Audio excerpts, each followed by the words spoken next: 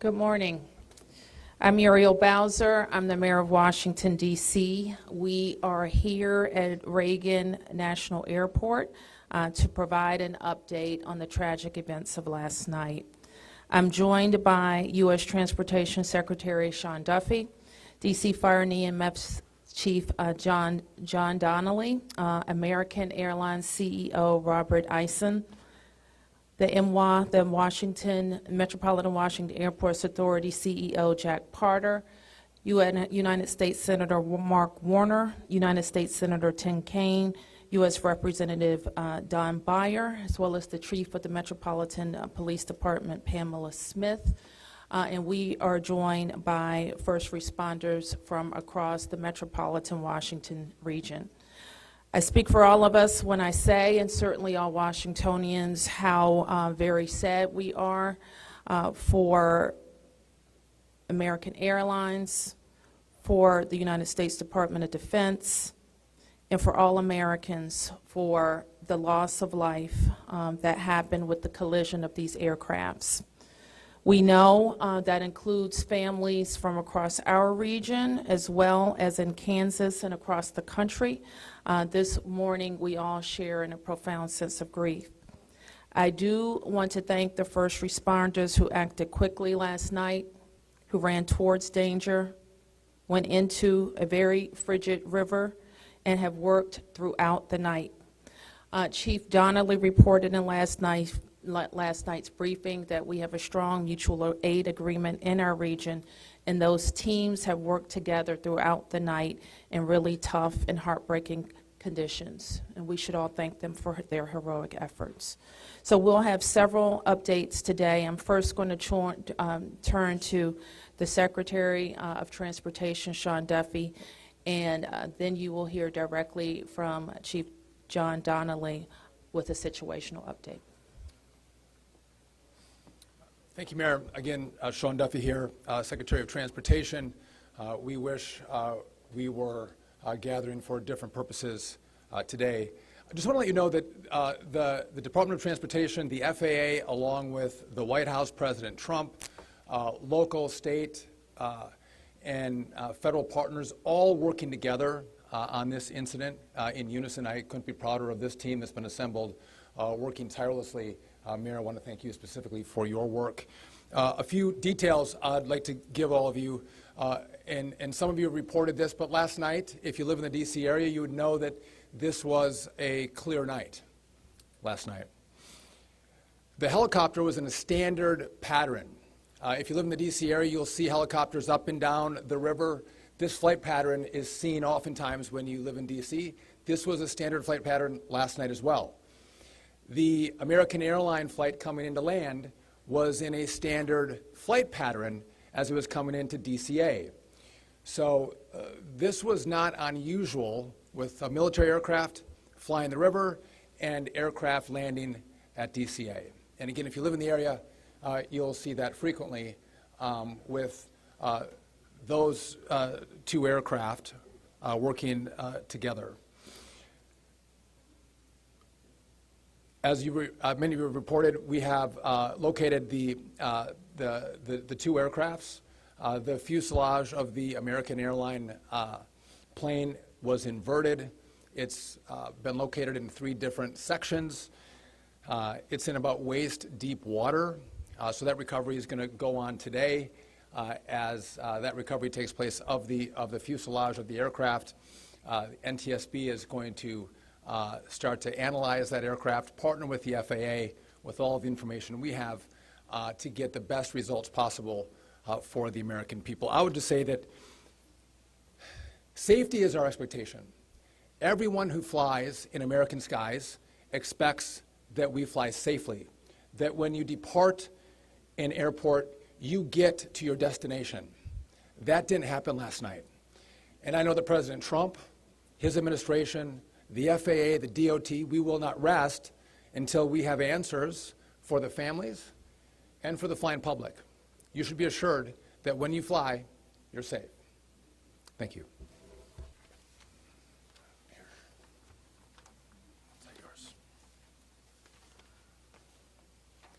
Thank you, Secretary. Thank you, Mayor. I'm joined today with Fire Chief Bonnet from the Metropolitan Washington Airports Authority, and I'm John Donnelly, Chief of the District of Columbia Fire and EMS Department. Last night at 8:48, the control tower sounded an alert, which alerts responders to respond to a report of an aircraft crash on or near the airport. That sets off an immediate response from the Airport Authority Fire Department, from the District of Columbia and Metropolitan Harbor Patrol fire boats and other fire boats on the river in order to support that type of operation. Very quickly, this call escalated. It became apparent, the responders realized that they had a plane crash and immediately escalated to a response that ultimately included about 300 people last night. These responders found extremely frigid conditions. They found heavy wind. They found ice on the water, and they operated all night in those conditions. I'd like to take a moment to acknowledge the agencies that responded in addition to DC Fire and EMS and the Metropolitan Washington Airports Authority: Montgomery County Fire Department, the Prince George's County Fire Department, the Charles County Fire Department, the Baltimore County Police Department, the Anne Arundel County Fire Department, the Alexandria Fire Department, the Arlington County Fire Department, the Fairfax Fire Department, the Prince William Fire Department, the Baltimore City Police Department, the Maryland State Police, the Maryland Natural Resources Police, the Department of Defense, the Joint Base in Bowling Fire Department and the staff there, the U.S. Army, the U.S. Coast Guard, the United States Park Police, the Metropolitan Police Department, the FBI, and the NTSB. Despite all those efforts, we are now at a point where we are switching from a rescue operation to a recovery operation. At this point, we don't believe there are any survivors from this accident, and we have recovered 27 people from the plane and 1 from the helicopter. The District Office of the Medical Examiner has lead on reuniting these bodies and these people with their loved ones, and we will continue to work to find all the bodies and collect them and reunite them with their loved ones. We should also acknowledge that the Virginia Medical Examiner and the Army Medical Examiner are involved in this operation and a very important part of getting people identified. So.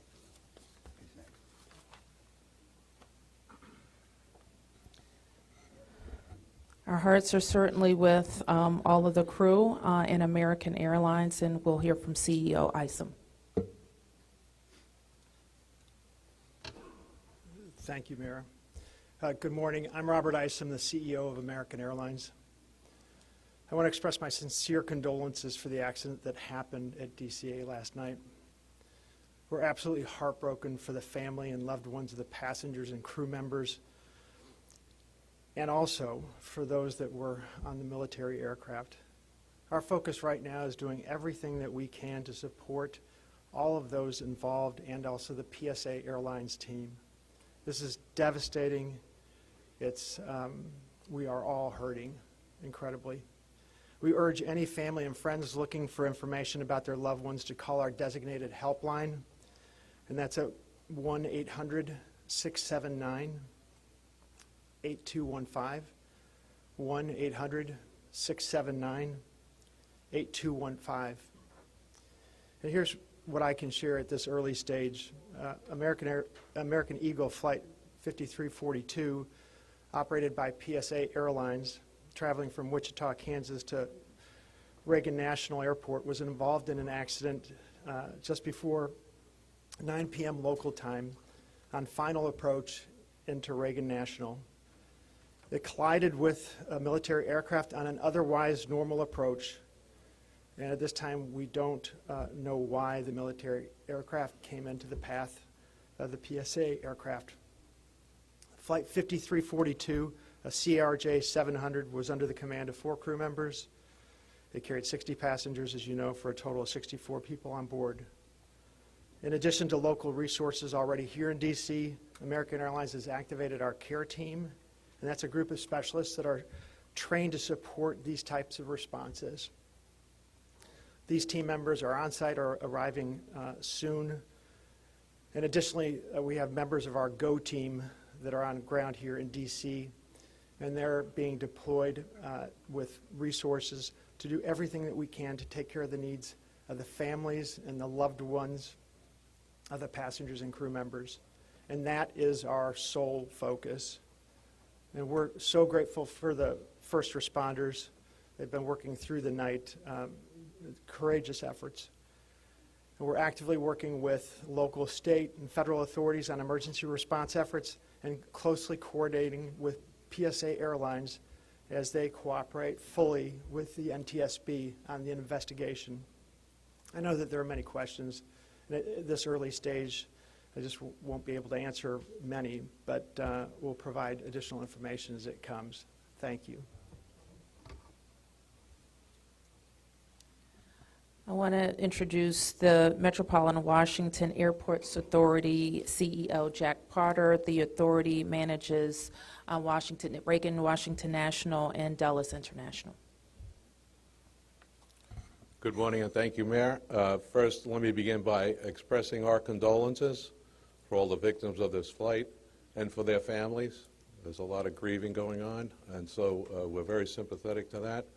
I want to echo what was said about the first responders. When there's a problem in this area, everybody drops everything and they rush to wherever the problem is. So I want to thank the chief, the entire team from Washington, D.C., but just as important, the list of folks that the chief described. Federal authorities have been here en masse, and so a lot of effort was brought to bear. Unfortunately, we weren't able to rescue anyone. But we are in the recovery mode right now, and I just want to, last night I expressed the fact that we hope to open at 11 o'clock today, and that is still the case. We're going to open the airport at 11 o'clock. And again, condolences to the families, and thanks to the many, many who are still out there working very, very hard to complete this recovery. Thank you, Mayor. I do want to acknowledge that the Virginia Transportation Secretary is here in addition to the Alexandria Mayor, and I will like to ask members of the Virginia congressional delegation to the podium next. U.S. Senator Mark Warner, followed by Tim Kaine and Representative Don Beyer. Thank you, Mayor. I want to join with everyone else and express my condolences for the victims.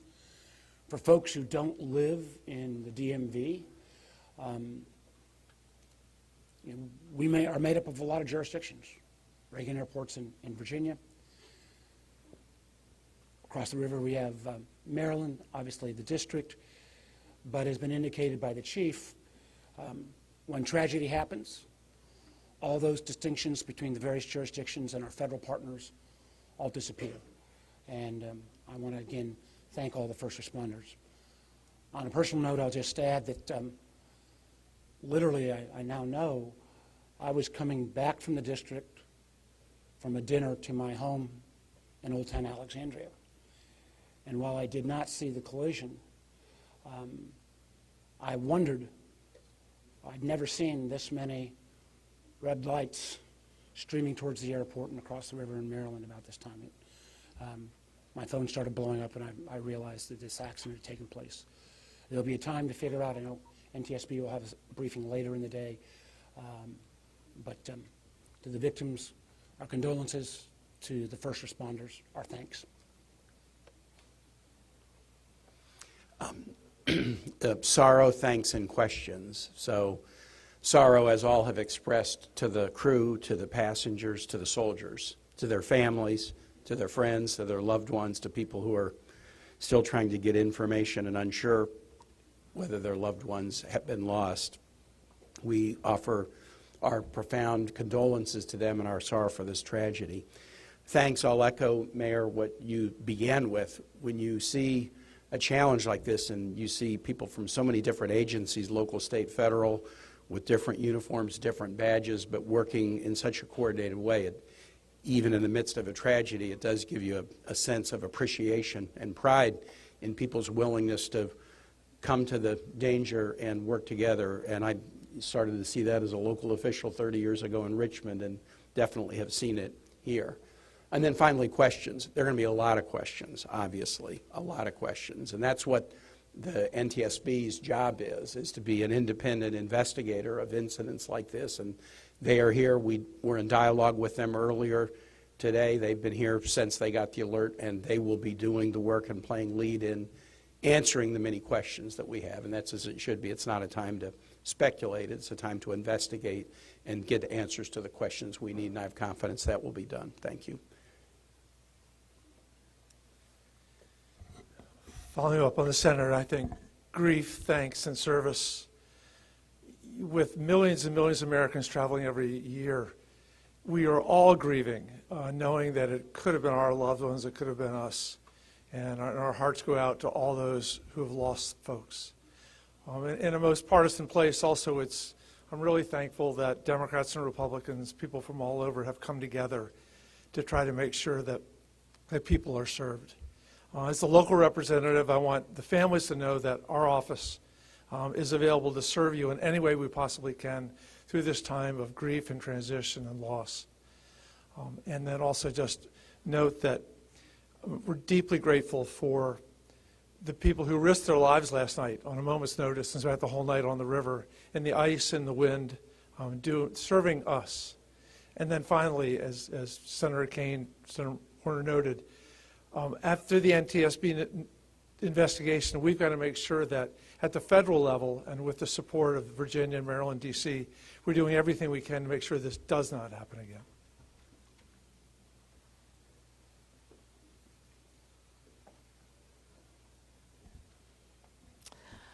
So with that, it's been said already that the National Transportation Safety Board becomes the lead agency in the investigation.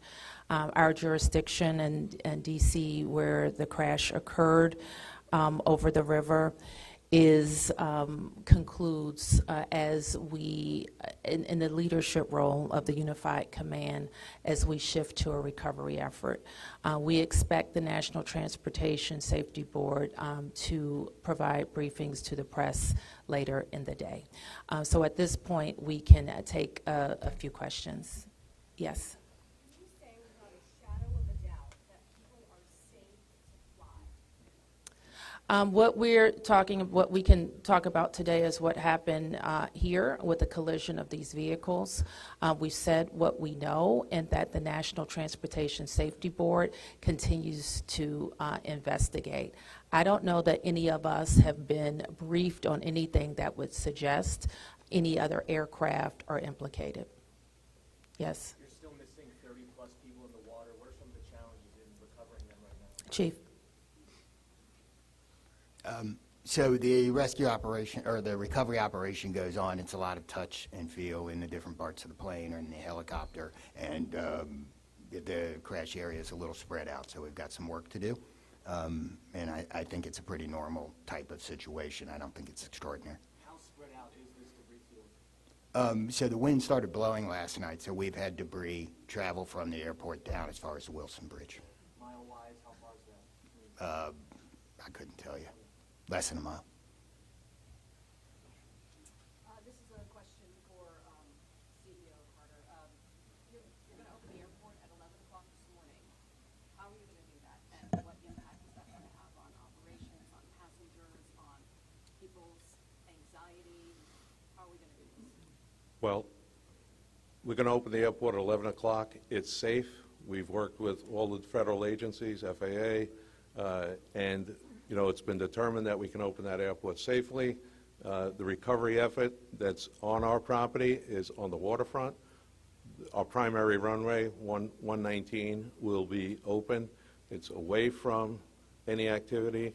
We're going to have a secure area around that, so all are comfortable that we can get back to operations. Now, each airline will announce or communicate to their passengers what their operations are going to be. Obviously, their networks were disrupted overnight, and so we might have a slow recovery, but the bottom line is we will begin to have aircraft moving in and out of this airport at 11 o'clock.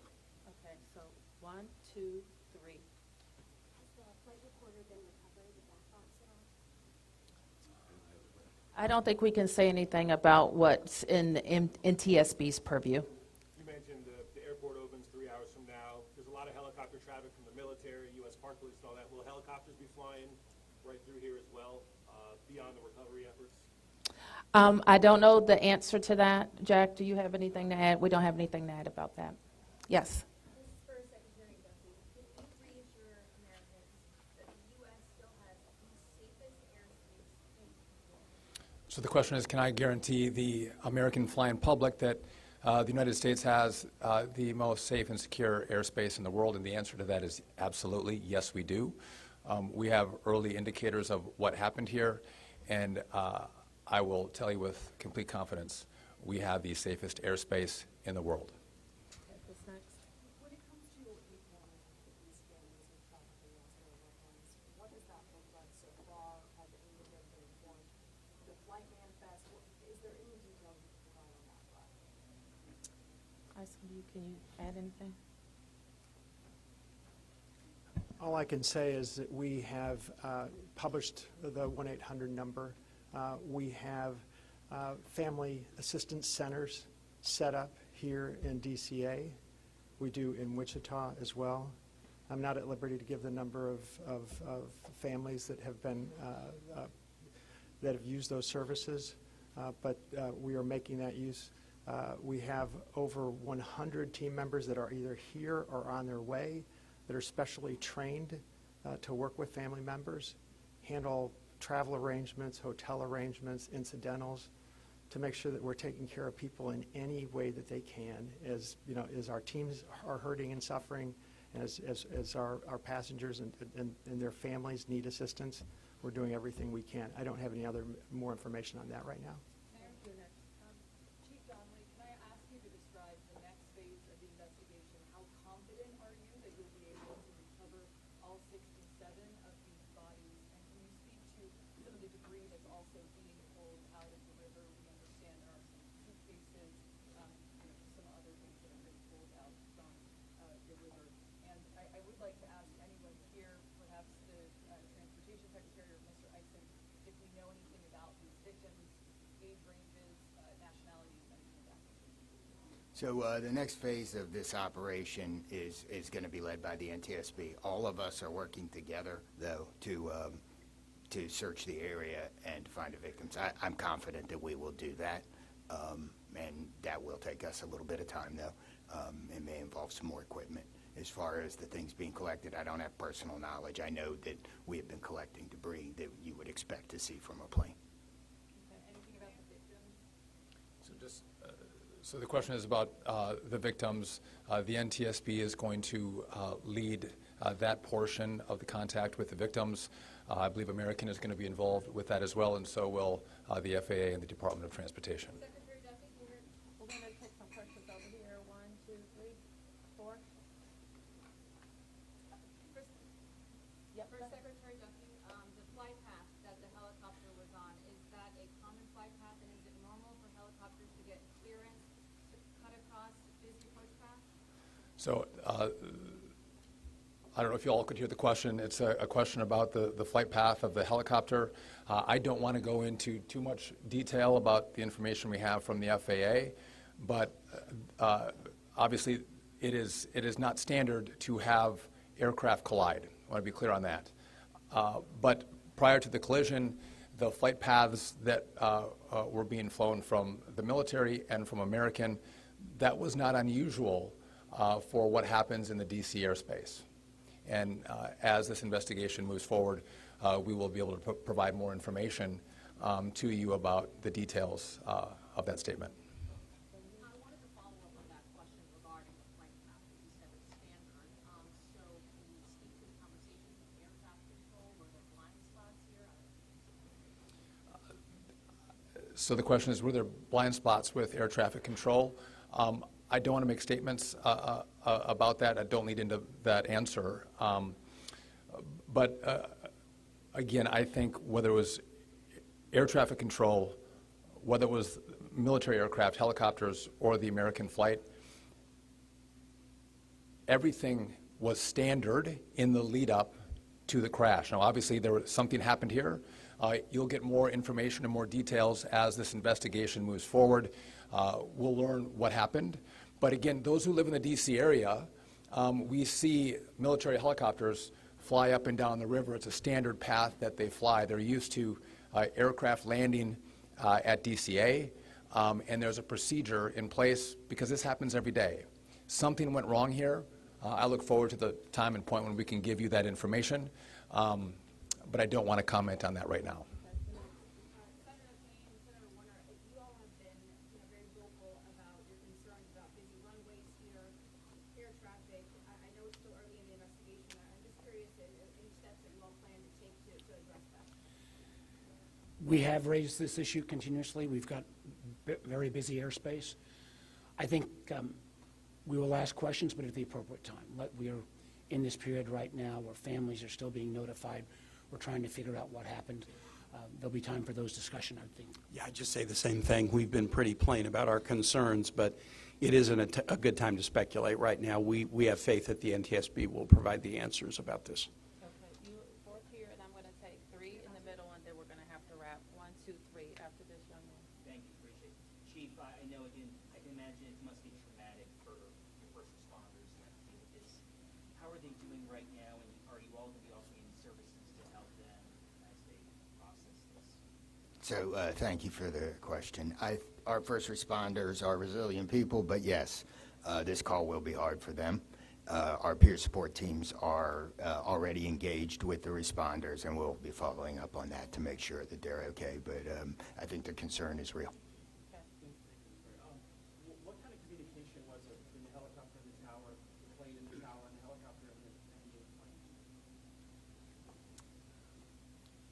plane? I don't want to say too much on the communication between the helicopter and the tower and the airline and the tower, but I will say this: there was communication.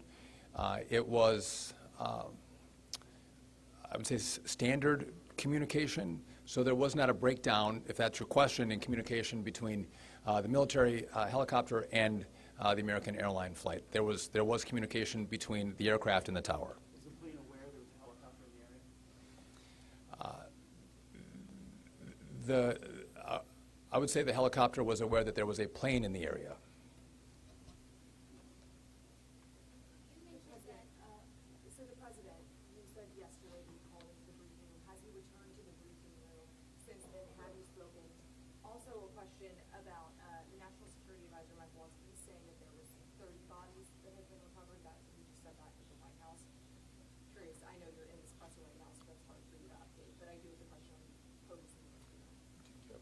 I can do the body. I'll give you the slide first. So in terms of body recovery, as we recover bodies, we have a process, and we're not counting any bodies until they're in the possession of the medical director. So there may be some fluctuating in numbers that other people would report, but our numbers from the medical examiner. So just in regard to the president, in the briefing room, I've been with this team for the last hour plus as we've worked through the details of the information we wanted to give you.